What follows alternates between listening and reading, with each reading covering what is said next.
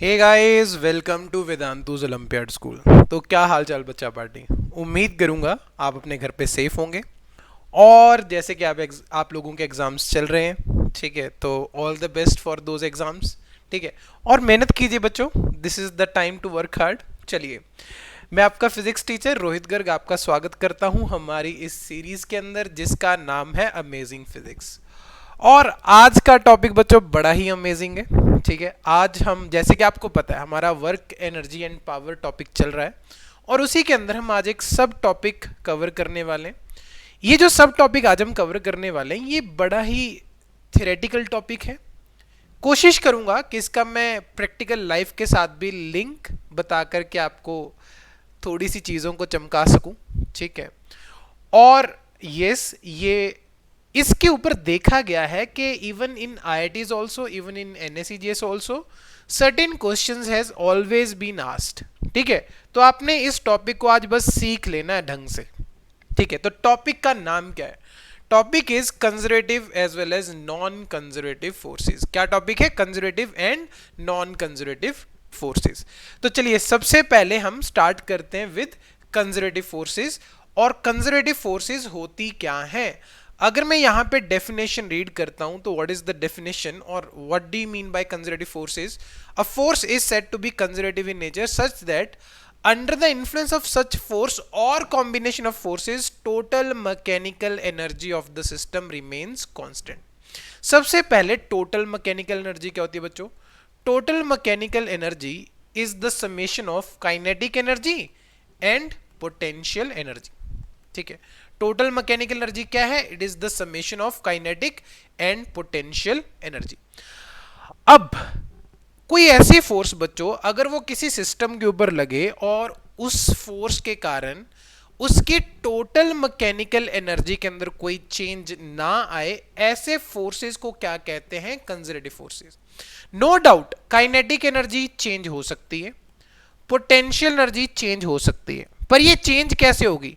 या तो kinetic potential के अंदर चेंज हो रही होगी या फिर पोटेंशियल काइनेटिक के अंदर चेंज हो रही होगी। ऐसे सिस्टम को हम कहते हैं कि इसके ऊपर जो फोर्सेस लग रही हैं वो कौन सी हैं? Conservative in nature. For example let's suppose you have a sling shot, मतलब गुलेल है आपके पास। आपने उसकी बेल्ट के अंदर, जो आपने उसकी स्ट्रिंग के अंदर एक स्टोन लिया, पत्थर लिया और उसमें डाला और आपने जोर लगा करके खींचा। अब आपको पता है, आपने जब जैसे इस पे पत्थर डाल करके खींचा तो आपने कुछ वर्क डन किया। अब ये वर्क डन कहां पे जाकर के स्टोर हो गया? अब जैसे आपने स्ट्रिंग को खींचा तो उस स्ट्रिंग के अंदर कुछ एनर्जी स्टोर हुई, राइट? अब जैसे यार आप उसको रिलीज करोगे तो क्या होगा? वो स्टोन जो है वो कुछ काइनेटिक एनर्जी लेकर के भाग जाएगा। तो हुआ क्या? आपने एक्सटर्नल वर्क डन किया तो स्प्रिंग के अंदर क्या हुआ? उस स्ट्रिंग के अंदर क्या हुआ? एक पोटेंशियल एनर्जी स्टोर हो गई। और जैसे ही आपने उस स्ट्रिंग को छोड़ा, वो स्टोन जो है वो काइनेटिक एनर्जी लेकर के भाग गया। तो basically potential energy is getting converted into the kinetic energy. तो ऐसी फोर्सेस बच्चों जिसके कारण एनर्जी का लॉस ना हो। जनरली आप देखोगे ये जो लॉस इन एनर्जी है किस फॉर्म में होता है? हीट डिसिपेशन की फॉर्म में। हम आगे चल करके देखेंगे भी। ठीक है, तो ऐसी फोर्सेस बच्चों जिनके कारण किसी भी एनर्जी का लॉस ना हो। इनफैक्ट टोटल मैकेनिकल एनर्जी यानी कि summation of kinetic plus potential constant रहे। ये हो सकता है कि एक फॉर्म दूसरे के अंदर कन्वर्ट हो सकती है। फॉर एग्जांपल मैंने भी गुलेल वाली जो आपको एग्जांपल दी थी। ठीक है, तो ऐसी फोर्सेस को बच्चों क्या कहते हैं? Conservative forces. अब कुछ एग्जांपल्स देखते हैं कि कौन कौन सी फोर्सेस को हम क्लासिफाई कर सकते हैं कंजर्वेटिव फोर्सेस के अंदर। पहली फोर्स जो है बच्चों, that is the gravitation force. Gravitation force सिर्फ अर्थ के कारण ही नहीं और किसी भी ऑब्जेक्ट के कारण, इस यूनिवर्स के अंदर कोई भी ऑब्जेक्ट है और उस ऑब्जेक्ट के पास अगर मास है, डेफिनेटली ऑब्जेक्ट है तो मास होगा, और उसके कारण जो ग्रेविटेशन फोर्स आएगी बच्चों, वो जो फोर्स होगी वो हमेशा कंजर्वेटिव इन नेचर होगी। ठीक है, अब मान लीजिए आपके पास एक मास m1 है, ये मास m2 है और ये r डिस्टेंस की दूरी पे रखा हुआ है, तो आपको पता है इनके बीच में जो फोर्स आएगी that is going to be g m1 m2 upon r square. Just एक सिंपल सा फॉर्मूला, राइट। तो ये जो फोर्स है बच्चों, ये जो G m1 m2 by upon are square is a gravitation force, and yes this force is conservative in nature. चलिए next second example is the elastic force, और आप इसको स्प्रिंग फोर्स भी कह सकते हो, स्प्रिंग फोर्स, ठीक है। एग्जाम्पल मैं आपको स्लिंग शॉट से दे चुका हूं, यानी कि गुलेल से दे चुका हूं, नहीं तो आप ऐसे भी समझ सकते हो। मान लीजिए आपके पास यहां पे एक स्प्रिंग ब्लॉक सिस्टम है, आपने जैसे ही ब्लॉक को खींचा तो कुछ एनर्जी किसके अंदर स्टोर होगी, स्प्रिंग के अंदर, और जैसे ही आप रिलीज करोगे तो देखिए वो ऐसे जो ब्लॉक है वो भागना शुरू कर देगा इधर उधर। तो बेसिकली क्या हुआ, आपकी पोटेंशियल एनर्जी किसके अंदर कन्वर्ट होगी, काइनेटिक के अंदर कन्वर्ट होगी। दैट इज वाई कोई भी लॉस नहीं हो रहा है। तो जो स्प्रिंग फोर्स या फिर इलास्टिक फोर्स है वो क्या है, conservative in nature. Next is the electrostatic forces. अब यार मास की बात की थी तो चार्ज की बात कर लेते हैं। यहां पे आपको पता है कि लाइक चार्जेस होते हैं वो क्या करते हैं, रिपेल करते हैं, अनलाइक चार्जेस क्या करते हैं, अट्रैक्ट करते हैं। और ये जो फोर्स इनके बीच में होते हैं उसको क्या कहते हैं, इलेक्ट्रोस्टैटिक फोर्सेस। इसका फॉर्मूला क्या होता है, ऑलमोस्ट कुछ मिलता जुलता होता है ग्रेविटेशन से, यानी कि K is a constant, Q1 Q2 यानी कि charge on the particles upon are square यानी कि डिस्टेंस बिटवीन द पार्टिकल्स। तो ये जो फोर्स होते हैं बच्चों, इलेक्ट्रोस्टैटिक फोर्स भी, ये भी क्या होती है, कंजर्वेटिव इन नेचर। आपने बस ये दिमाग में रखना है ये छोटे छोटे एग्जांपल्स, क्योंकि क्वेश्चन इन्हीं चीजों पे फ्रेम होते हैं, मैं आपको बता रहा हूं, ठीक है। Next example is the magnetic force, ठीक है। अगर हम मैग्नेटिक फोर्स की बात करते हैं तो जो फोर्स आपको पता है, like force repel each other, unlike force attract each other, right. तो ये जो फोर्स आती है पोल्स के बीच में मैग्नेट्स के, वो फोर्स भी क्या होती है, वो मैग्नेटिक फोर्स होती है, और वो भी क्या होती है, कंजर्वेटिव इन नेचर, ठीक है। तो कौन कौन सी फोर्स कंजर्वेटिव है बच्चों, पहली ग्रेविटेशनल, दूसरी स्प्रिंग और elastic force, third is the electrostatic force, and fourth is the magnetic force. अब बच्चों एक सेंट्रल फोर्स भी होती है, एज सच कोई भी एक अलग से ये फोर्स नहीं है, ये कैटेगरी ऑफ फोर्सेज है। फॉर एग्जांपल अगर मैं कह दूं कि प्राइम मिनिस्टर, क्या वो एक अलग से ह्यूमन बीइंग है, नहीं, प्राइम मिनिस्टर कोई नया ह्यूमन बीइंग नहीं है। कोई भी ह्यूमन बीइंग अगर एक सर्टेन क्राइटेरिया क्लियर करता है तो वो क्या बन जाता है, प्राइम मिनिस्टर बन जाता है, ठीक है। सेम सेंट्रल फोर्सेज, मतलब जो भी फोर्सेज बच्चों, force that is going to act along the line joining the centers of the bodies are called central forces. For example gravitation force, for example electrostatic force, right। अब जैसे कि आप देख सकते हो यहाँ पे ये हमारी अर्थ है, आप इस फिगर के अंदर देखिए ये अर्थ है, और इसके अबाउट लेट्स सपोज एक सैटेलाइट घूम रही है। अब यार डेफिनेटली ये सैटेलाइट क्यों घूम पा रही है, क्योंकि यहाँ पे कौन सी फोर्स लग रही है, ग्रेविटेशन फोर्स। और ये ग्रेविटेशन फोर्स हमेशा कहाँ से लगेगी, देखिए इनके सेंटर पे से लगेगी हमेशा, ठीक है। तो आप यस आप कह सकते हो कि भाई जो फोर्स सेंटर के अलोंग लगे, ठीक है, along the line joining the centres of the bodies is called the central force. और ग्रेविटेशन फोर्स और इलेक्ट्रोस्टैटिक फोर्स ये दोनों किसकी एग्जांपल है, ये सेंट्रल फोर्सेस की एग्जांपल है। तो ऐसी फोर्सेस बच्चों जिनकी line of action is along the line joining the centres of the body are called central forces, और वो सेंट्रल फोर्सेस भी क्या होती हैं, कंजर्वेटिव इन नेचर। जैसे कि एग्जांपल मैं आपको बता चुका हूं, ग्रेविटेशन एंड इलेक्ट्रोस्टैटिक फोर्सेस। चलिए अब इनके कुछ और खास बात भी है, इन फोर्सेस की कुछ और खास बात भी है। ग्रेविटेशन कंजर्वेटिव फोर्सेस को हम किसी और नाम से भी जान सकते हैं, देखिए कौन कौन से। A force is said to be conservative in nature when the work done by the force is independent of the path followed between two objects. क्या मतलब है देखते हैं। मान लीजिए दो पॉइंट्स है बच्चों A एंड B, ठीक है।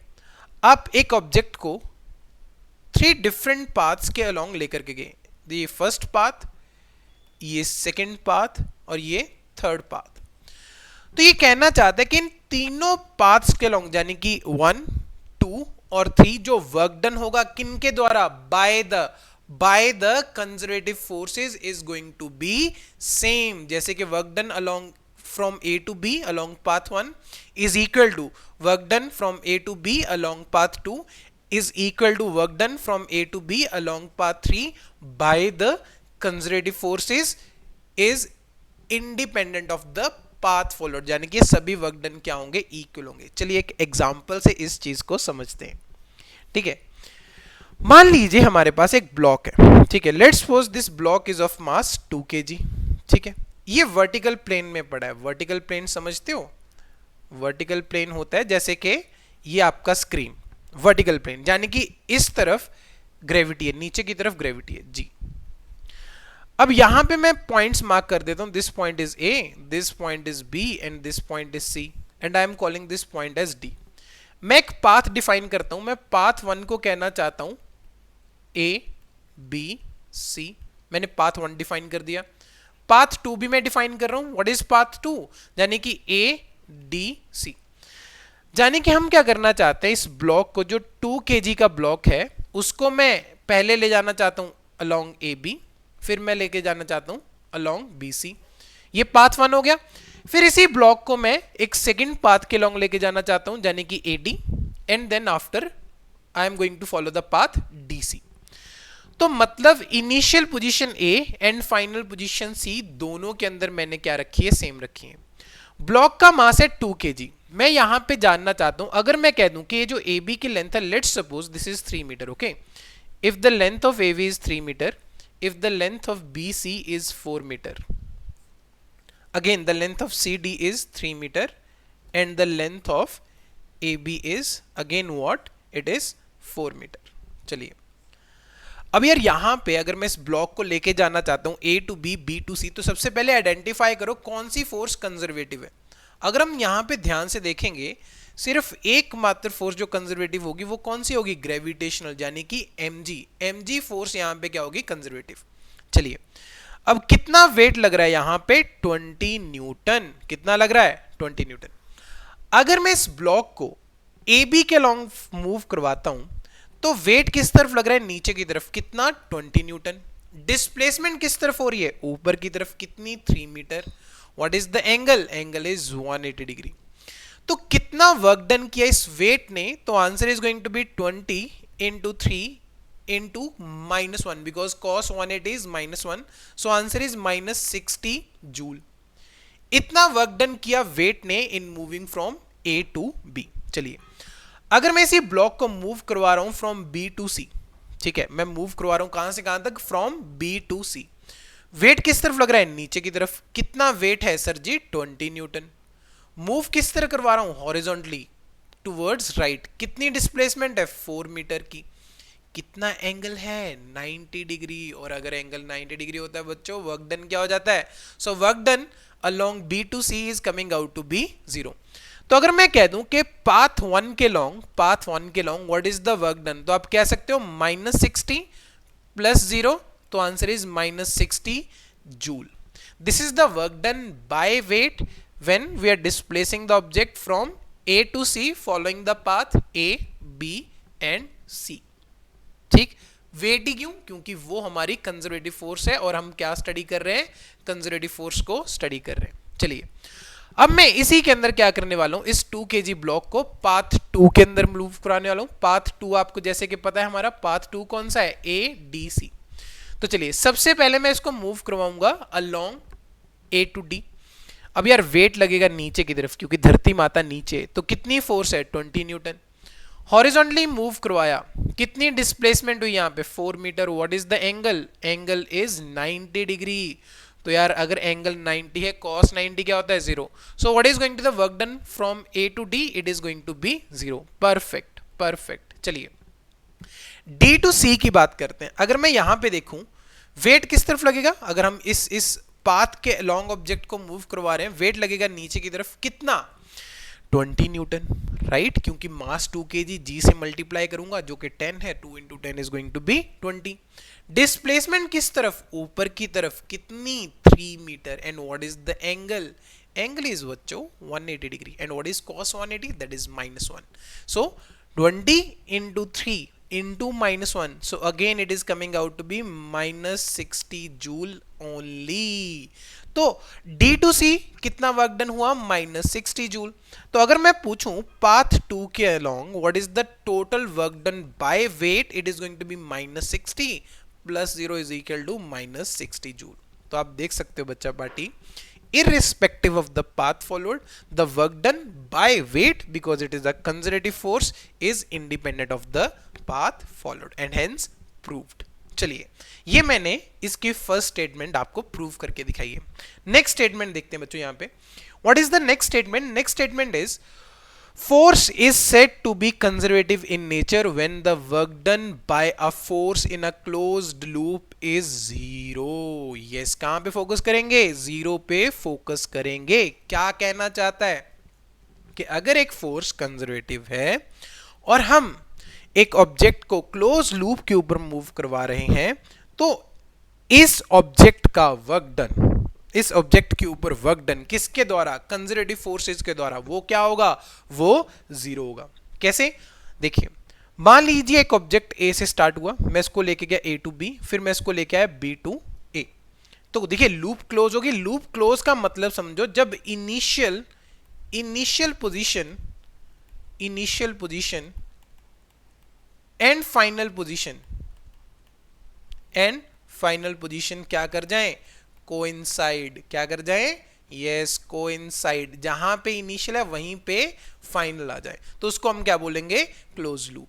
ठीक है. तो ए टू बी अगर मैं जा रहा हूं तो उसको मैं कह रहा हूं कि मान लीजिए वहां पे वर्क डन हुआ कुछ ये, और जब मैं बी टू ए आ रहा हूं तो मैं इसको कहता हूं वर्क डन कुछ ऐसे, और ये जो दोनों का समेशन होगा बच्चों वो क्या होगा? जीरो. ये हमारी सेकंड स्टेटमेंट है.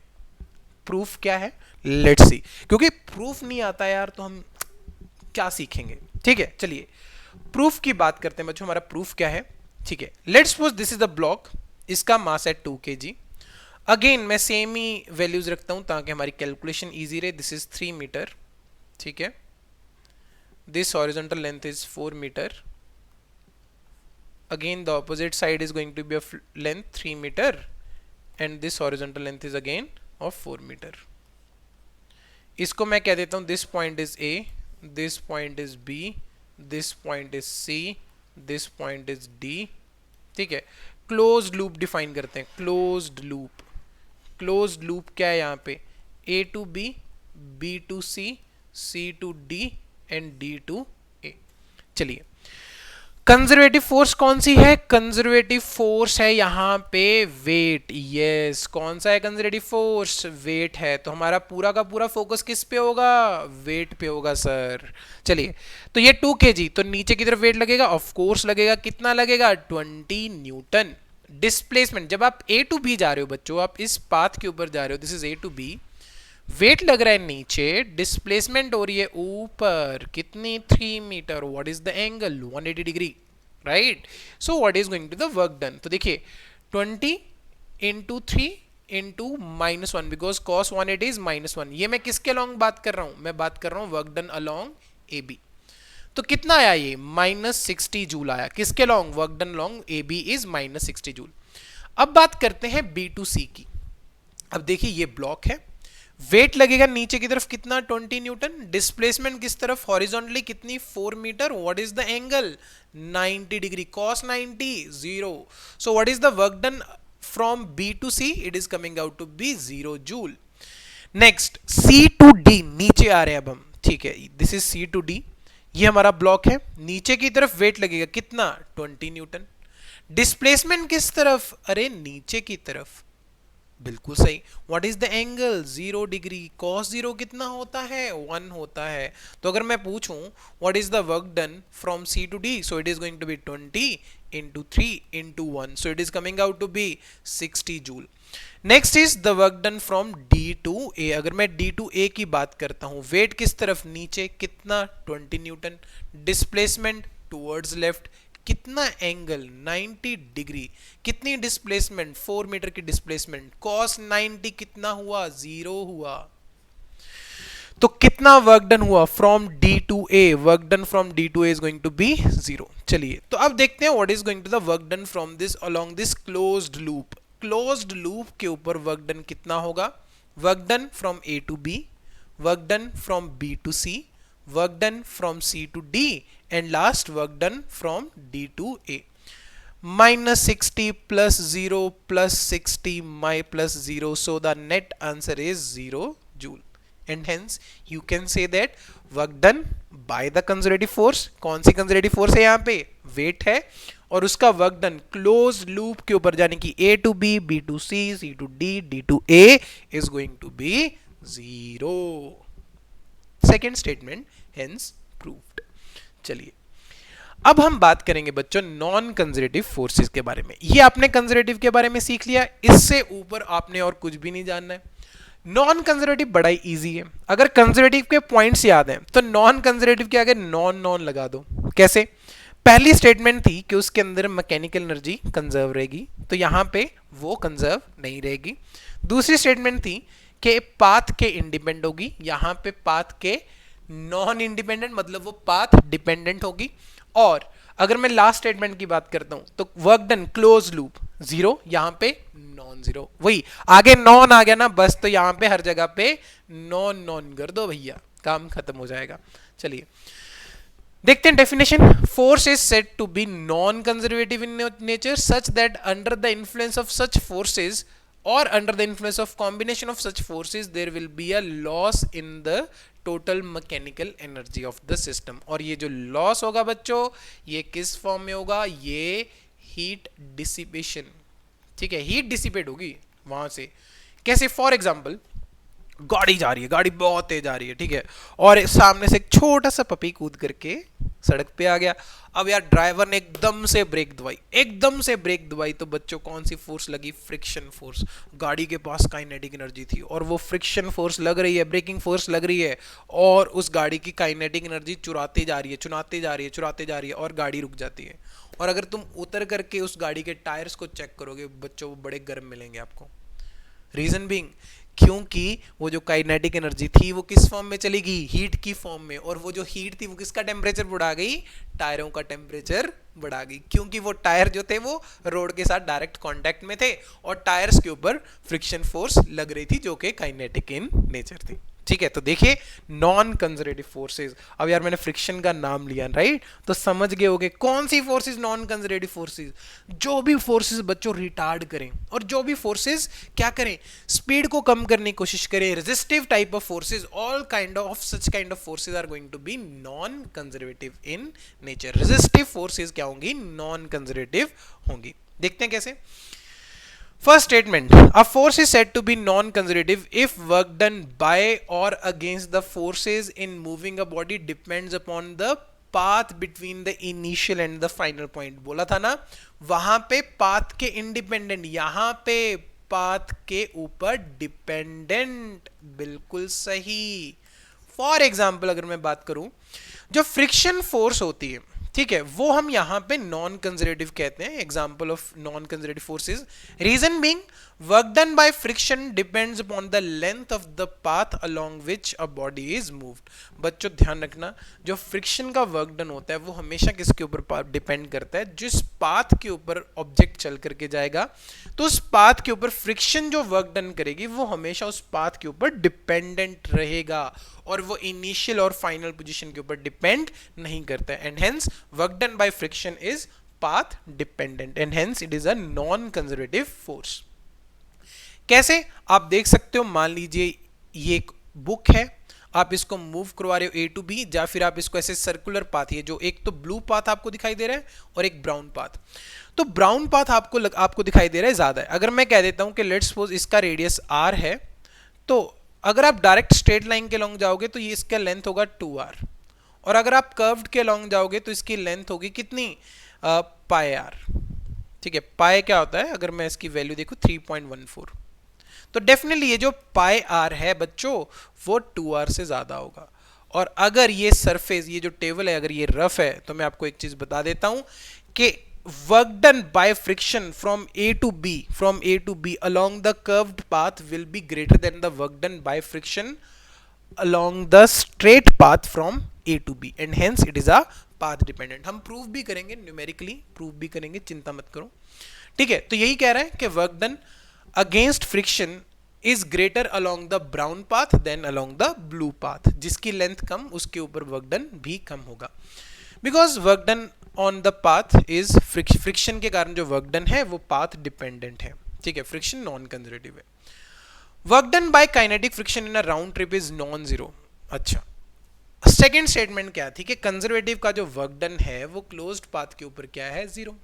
ठीक है, पर नॉन कंजर्वेटिव फोर्स का जो वर्क डन है वो क्लोज्ड पाथ के ऊपर क्या है बच्चों, नॉन जीरो है। इसलिए जो काइनेटिक फ्रिक्शन वर्क डन करेगी राउंड पाथ के ऊपर, that is going to be non zero. All the velocity dependent forces such as resistive, air resistance, viscous forces, ये फ्लूइड के अंदर एक्ट करती हैं, ये सभी फोर्सेस क्या होती है बच्चों, नॉन कंजर्वेटिव। बस आपने ध्यान रखना है, एग्जांपल देखिए, ऑल रेजिस्टिव फोर्सेस, जितनी भी रेजिस्टिव फोर्सेस हैं बच्चों वो सभी क्या है, नॉन कंजर्वेटिव इन नेचर। और ये स्टेटमेंट आपको मैं बता ही चुका हूं, a force is said to be non conservative when the work done by a force in a close loop is non zero. वहां पे क्या था, जीरो, यहां पे नॉन जीरो। ठीक है, work done by a force along the closed loop is going to be non zero। मान लीजिए a to b work done को मैं ये कह देता हूं और b to a work done is this, so इन दोनों का समेशन क्या होगा, नॉन जीरो होगा। चलिए देखते हैं कैसे। एक छोटी सी एग्जांपल, लेट सपोज मेरे पास एक ब्लॉक है जिसका मास है 2 kg। म्यू के की वैल्यू यहां पे दी हुई है मेरे पास 0.3। अब मैं यहां पे 10 न्यूटन की फोर्स लगा करके इसको करवा रहा हूं डिस्प्लेस। ये a है और ये b है। मैं पता करना चाहता हूं, अगर मैं कह देता हूं कि a और b के बीच का जो डिस्टेंस है, let's suppose that is 5 metre, तो what is going to the work done in moving from a to b, ये मेरा है यहां पे क्वेश्चन। किसके द्वारा, बाय फ्रिक्शन। अब यार तुम समझदार हो, फ्री बॉडी डायग्राम सबसे पहले हम ड्रॉ करेंगे। 2 kg, नीचे की तरफ क्या लगेगा, वेट कितना, 20 न्यूटन। ऊपर की तरफ contact force, I am calling it as N dash, तो एन डैश की वैल्यू यहां पे कितनी आ जाएगी, 20 न्यूटन आ जाएगी। परफेक्ट। फोर्स लग रही है आगे की तरफ, तो डेफिनेटली फ्रिक्शन किस तरफ लगेगी, पीछे की तरफ। ठीक है, एन डैश की वैल्यू 20, म्यू के की वैल्यू 0.3, तो अगर मैं काइनेटिक फ्रिक्शन की वैल्यू देखूंगा, it is going to be mu k into 20। So what is mu k, 0.3, what is 20 multiply by 20, so it is coming out to be 6 newton. अरे यार, driving force है 10 Newton और kinetic friction लग रही है 6 Newton, पर हम किससे कंसर्न है, हम सिर्फ कंसर्न है what is going to the work done by friction. और क्योंकि ये काइनेटिक इन नेचर है, तो आप देख सकते हो डिस्प्लेसमेंट हो रही है आगे कितनी, 5 मीटर, फ्रिक्शन लग रही है पीछे कितनी, 6 न्यूटन, एंगल कितना है, 180। So what is going to the work done by friction in moving from A to B, it is going to be 6 into 5 into cos 180, so it is going to be minus of 30 joule. चलिए, ये तो A to B बात होगी।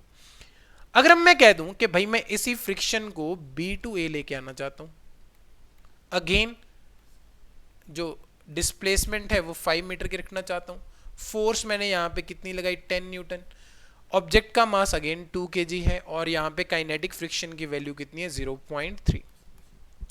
अब यार block move कर रहा है किस तरफ, टुवर्ड्स लेफ्ट, तो फ्रिक्शन किस तरफ लगेगी, टुवर्ड्स राइट। कितनी, अभी हमने वैल्यू कैलकुलेट की थी 6 न्यूटन, और डिस्प्लेसमेंट टुवर्ड्स लेफ्ट कितनी, 5 metre. What is the angle, 180 degree. So what is the work done by friction in moving from B to A, it is going to be 6 into 5 into cos of 180।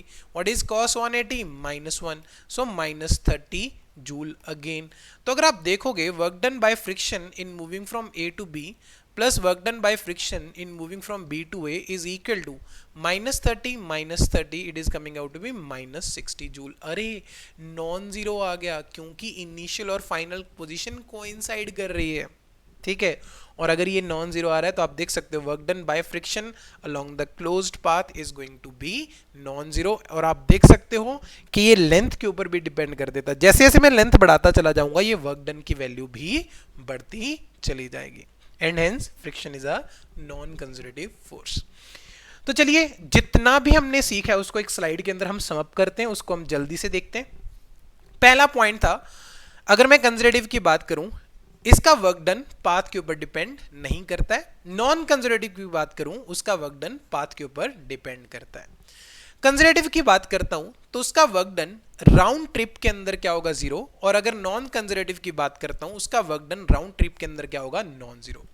जितने भी forces central in nature, यानी कि forces that are going to act along the line joining the centers are going to be conservative, और जो भी forces velocity dependent plus वो retarding in nature होंगी उनको मैं क्या कह देता हूं, नॉन कंजर्वेटिव फोर्सेस।